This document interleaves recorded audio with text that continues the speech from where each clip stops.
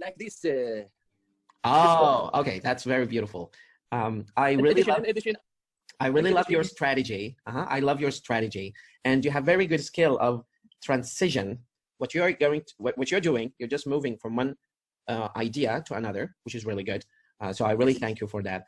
And don't worry about anxiousness. Don't worry about the speed. You're not under pressure. Also, you're an Iraqi officer, so this kind of pressure is part of your life.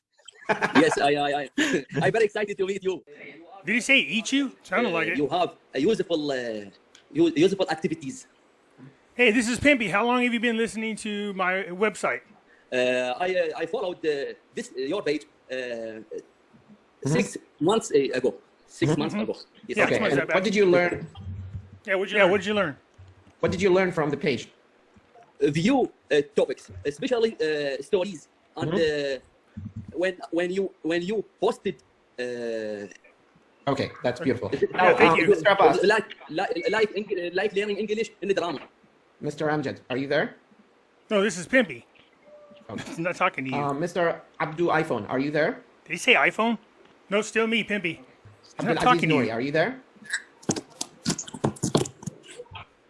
Did he try to beatbox? Yusuf Salim, tell me a little bit about yourself. Yeah, my name is Yusuf Salim. I am from Mosul, 29 years old. I am a civil engineer. Wait, did you call him a useful salad? It sounded like you said useful As a salad. civil engineer, as you know, I always think that I have a week in my. Hey, we get feedback. So I Can we want stop to that? open. Yeah, somebody needs to mute their mic. One of you is making a little bit of noise in the background, so Yeah. please. It's Pimpy. He talks too much. Because of this one, I got off now. Yeah. Okay, that's much better. Wait, before that dude disconnected, it sounded like he said, "I'm ISIS. I'm gonna cut off his head." Was I wrong? That's what it sounded like. Yeah, 2 years or 3 years to learn English. As I told you, the problem is in the speech. We need some people to practice with them to improve our speech. No, I agree because some of you guys can hardly understand. It's Yeah, a difficult language to learn. yeah, Iraqi. I would I imagine. think English difficult to the English isn't hard. is easy. It's base okay. Yeah, it's easy. I've been doing it my whole life. Wait, did he say Okay. baseball cake? What are your top 3 strategies you recommend to Yes, learners finally, of let's English get to the dinar. learn language faster? No, not language. Dinar. The first strategy is by game. Did he say quite gay? Give me more details, Mr. Abbas. Why do you want details? Mr. Abbas, listen. Do not give me short answers. What? I think you offend him. He said this is gay.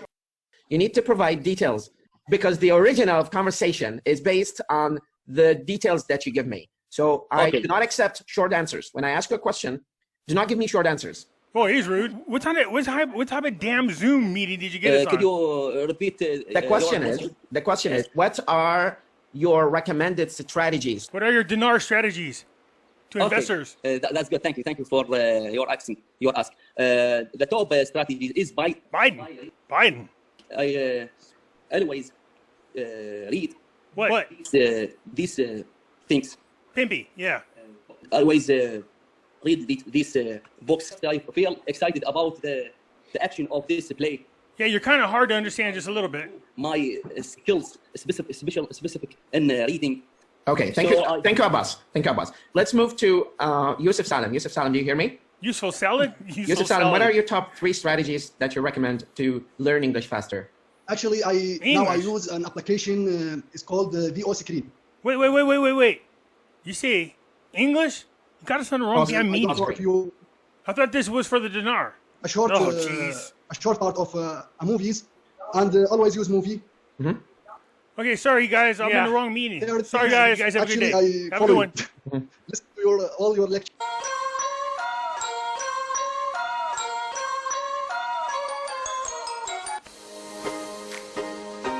Welcome to Pimpy's Investment Chat, where we keep investment talk simple. And here's your host, Pimpy.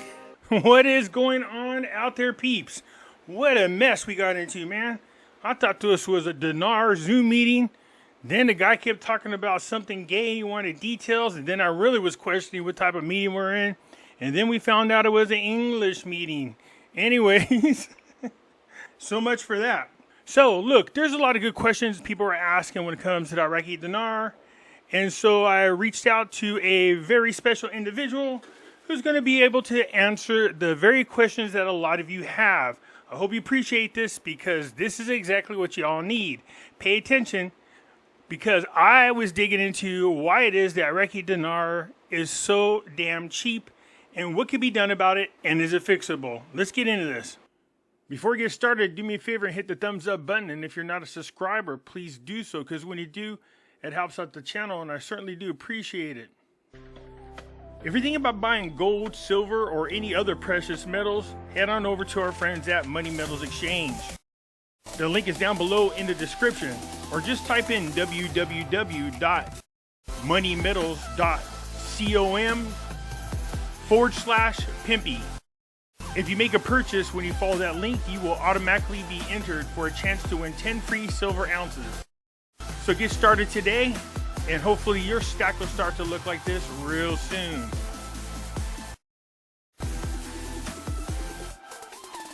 So head on over, tell them Pimpy sent you. You can follow me over on other platforms. I do have my own group over on Facebook called Pimpy's Investment Chat. Over here we do talk about gold, silver, cryptocurrencies, as well as foreign currency investments. So head on over here and join us. It's free to do so. In here, I do post updates if I should get on suspension from YouTube or get removed from YouTube and you want to know what happened to me, I'll let you know right here in this group. I can be found on Twitter, MeWe, YouTube, and the cool thing about YouTube, if you come over here and you join and you find my channel, I got videos going back, I believe, a couple years. So if you want to see some older videos that I have on Nasera, Jacera, gold, silver, cryptos, come on over here and join, look me up, and check out my videos. You can also find me on Odyssey, catch me on Rumble. When I say that the links for all these are down below in the description, some of you don't know what I'm talking about. It's real simple. Just go down to the bottom right here of any of my videos. See this? This is the description. Hit show more. And there are all the links to all the platforms I just spoke about. So if you do want to head on over to Money Metals, just click it. And there you are. So come on over. Join us. I look forward to having you. Alrighty. Let's have fun, shall we?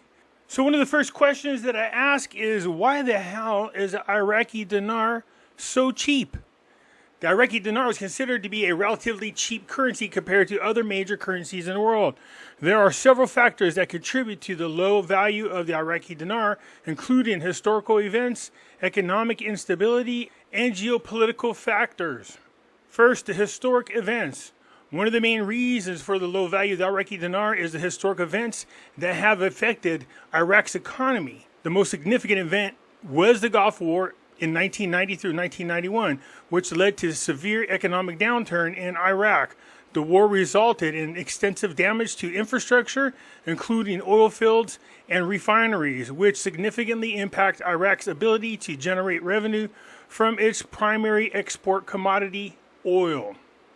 Additionally, economic sanctions imposed on Iraq by the United Nations further hindered its economic growth and stability. Second factor, economic instability. Iraq has faced significant economic challenges over the years, including high inflation rates and a lack of diversification in its economy. The country heavily relies on oil exports for revenue, making it vulnerable to fluctuations in global oil prices. When oil prices are low, Iraq's economy suffers as it struggles to generate sufficient income to support its population and meet its financial obligations. Moreover, corruption and mismanagement have plagued Iraq's public sector, hindering economic development and contributing to the depreciation of the dinar. So these are things that I spoke about before. Geopolitical factors also play a role in devaluation of the Iraqi dinar. Iraq has experienced political instability and conflict for many years, including the U.S.-led invasion in 2003 and subsequently insurgency.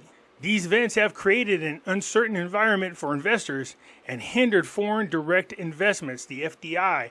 The lack of FDI limits economic growth and contributes to the depreciation of the currency. So obviously, when they get their crap together and they are with the World Trade Organization, that should be a big boost for them. Furthermore, regional tensions and conflicts in the Middle East have also had an impact on Iraq's economy. The ongoing conflict with ISIS and Syria and the border regional instability have created a challenging environment for economic development and currency stability.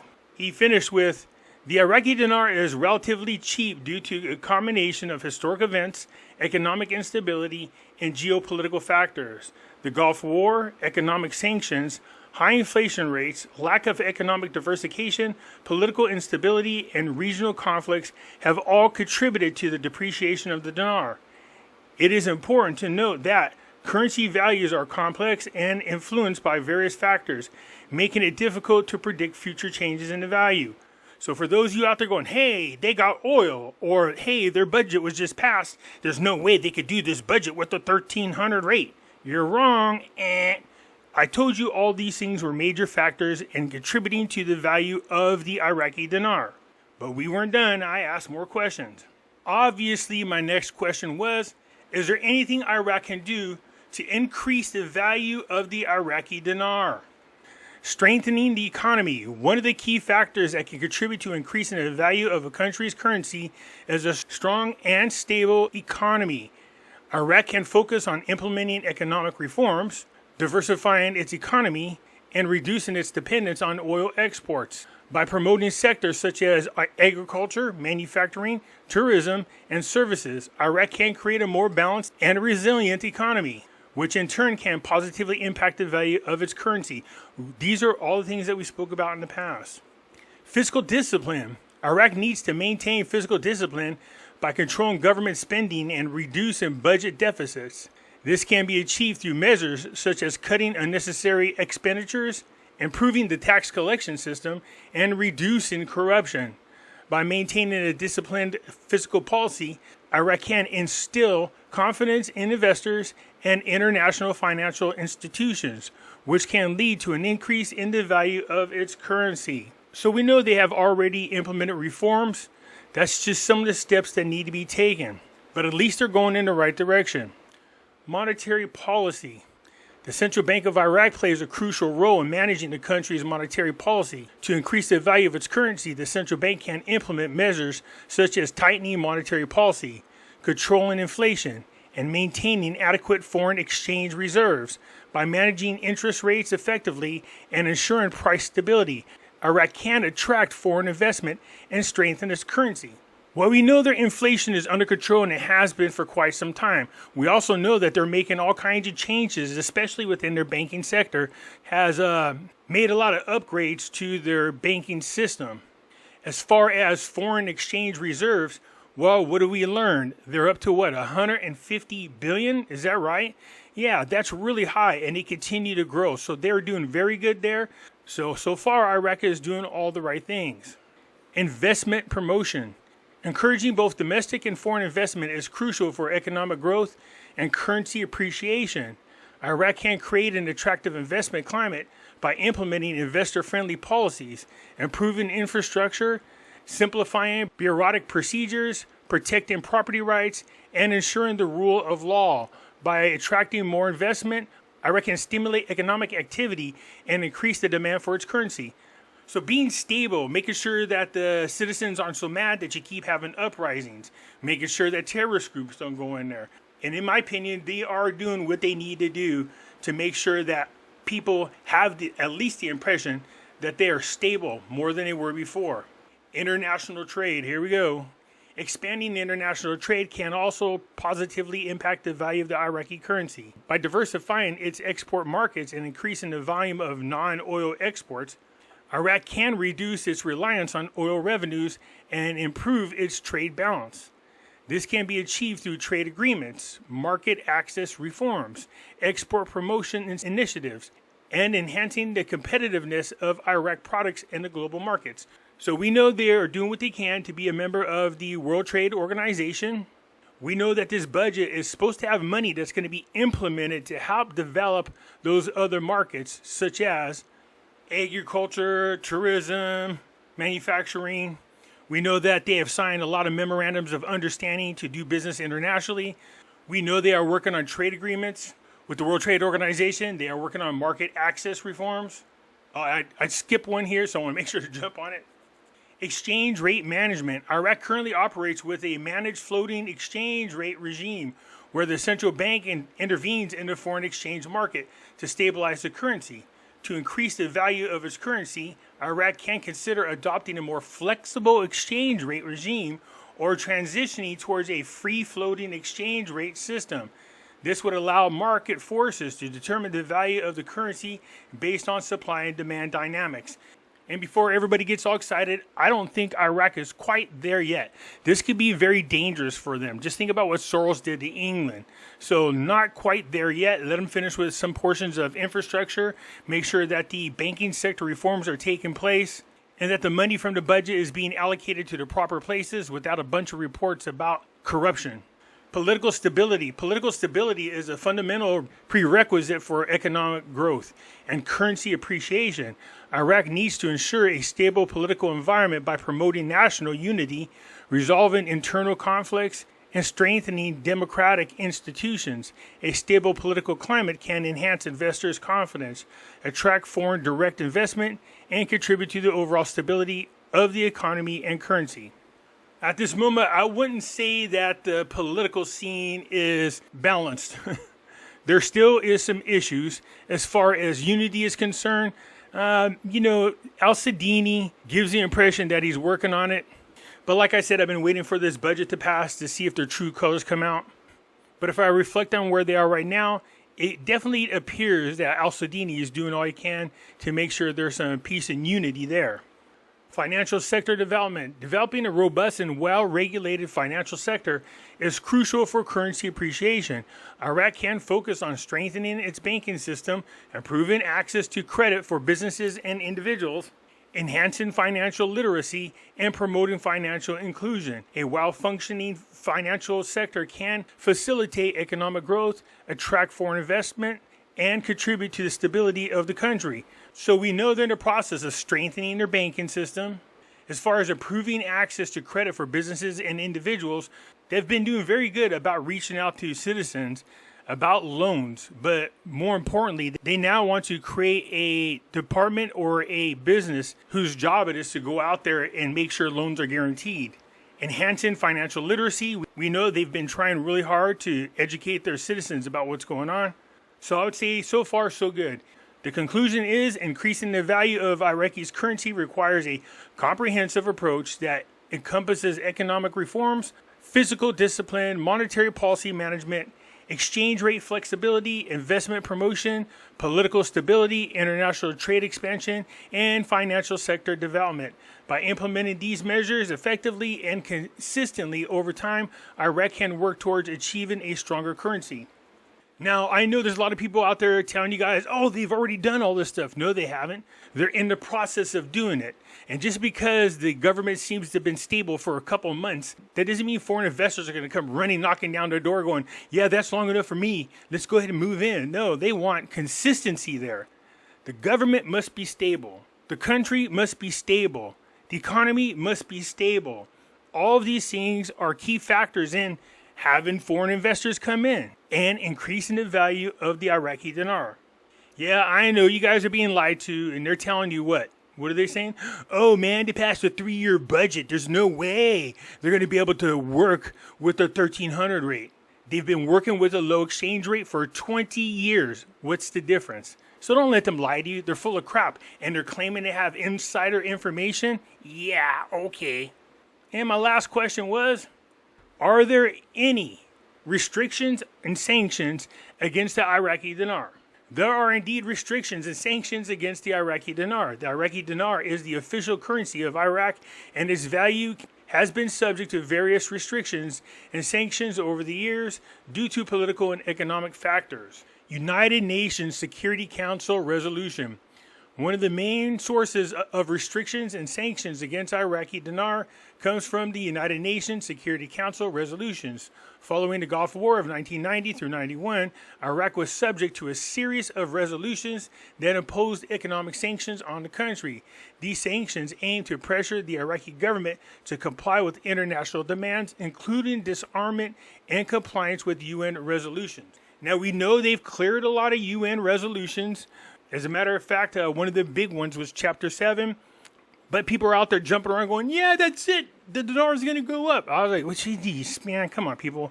It takes a lot more than that. That is major. It is major. There's a lot more things they need to do. Resolution 661, adopted in 1990, imposed a comprehensive trade embargo on Iraq, which includes restrictions on the use of its currency. The resolution prohibits all member states from engaging in any financial transactions involving Iraqi currency or providing financial assistance to Iraq. Remember, I did a video not that long ago and I talked about this. I said you notice that anything and everything Iraq does when it comes to trade or internationally, they got to get permission from the United States. A perfect example of that is Iraq trying to buy energy from Iran. Resolution 1483, adopted in 2003 after the U.S.-led invasion of Iraq, lifted some of the previous sanctions but maintained restrictions on current aspects of Iraqi's economy, including its currency. It authorized a development fund for Iraq to hold and disperse funds for the benefit of the Iraqi people, but it also requires that all oil revenues be deposited into a DFI account held at the Federal Reserve Bank of New York. And we know that's still going on. U.S. Department of Treasury sanctions. In addition to UN resolutions, the U.S. Department of Treasury has also imposed specific sanctions on Iraq and its currency.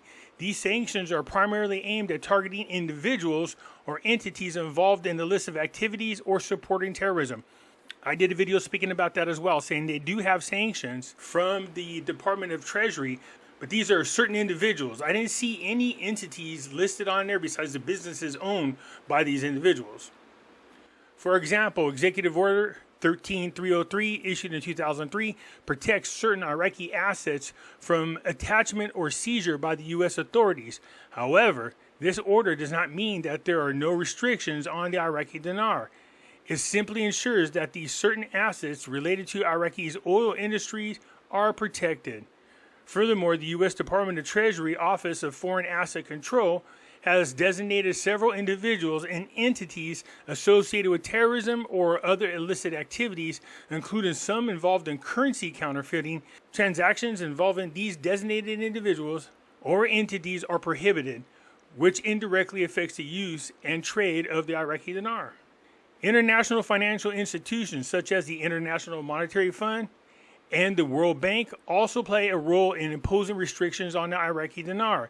These institutions often require countries to meet certain economic and financial criteria before providing financial assistance or loans.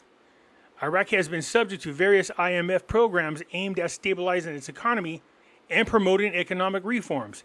As part of these programs, Iraq has had to implement measures to address issues such as fiscal deficit, inflation, and exchange rate stability. These measures can indirectly affect the value and use of the Iraqi dinar. I did a video not that long ago explaining how the IMF was not thrilled about the revaluation of the Iraqi dinar, but they went ahead and did it anyways. So if they got input or any way to control or restrict the use internationally, that would be bad for Iraq. But right now, so far, so good. All they got was a slap on the hand. And in conclusion, there are restrictions and sanctions against the Iraqi dinar imposed by the United Nations Security Council resolution, the U.S. Department of Treasury, and international financial institutions. These restrictions aim to address political and economic concerns related to Iraq and its currency. So there you have it. I went out and got the answers for you. You're welcome. Now look, there's a lot of these things I've been speaking about now since I've been doing my YouTube channel. But every time I brought it up, people are out there like, oh, you don't know what he's talking about. Pimpy don't know. Blah. We got so much oil, the currency value should change. No, wrong. I told you guys, this is a channel for education and staying grounded. But I'm also the same guy that says, listen, go ahead and check out everybody. As a matter of fact, I encourage it. This way, then, you can figure out who's full of crap and who isn't, right? I hope that helps you understand how that whole currency thing works, and answers a lot of other questions about what's left for Iraq to do in order to get their currency back up in value. And those are the answers. So I look forward to your comments, and I'll get back at you later. I'm out.